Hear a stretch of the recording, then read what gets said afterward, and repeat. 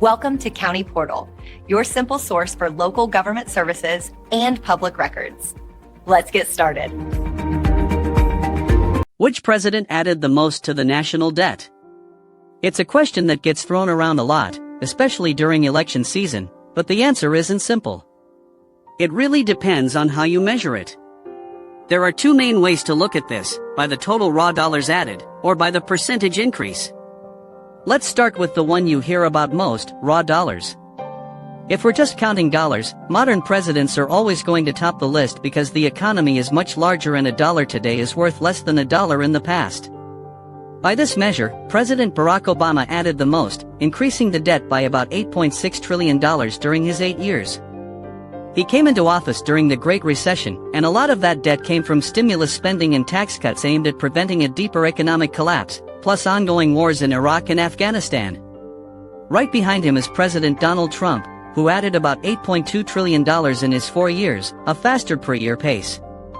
This was driven by the 2017 tax cuts, which reduced government revenue, and the massive COVID-19 relief packages passed at the end of his term.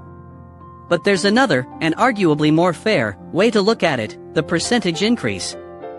This tells us how much a president increased the debt relative to the size it was when they took office.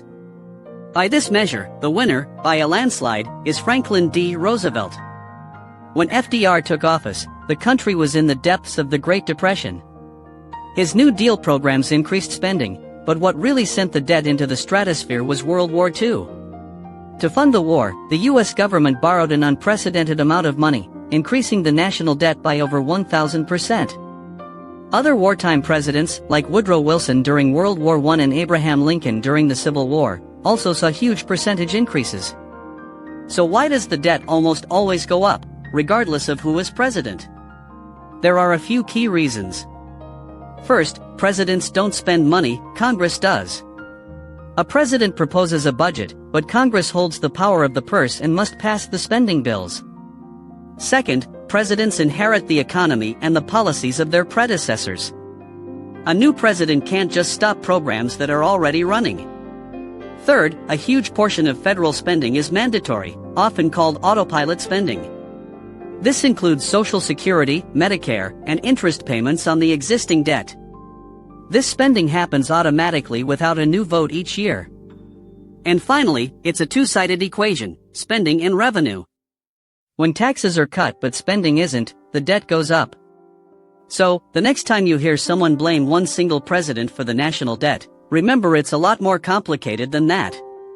The answer changes depending on if you're talking dollars or percentages, and it's a shared responsibility driven by Congress, major crises, and decades of policy decisions. Thanks so much for watching.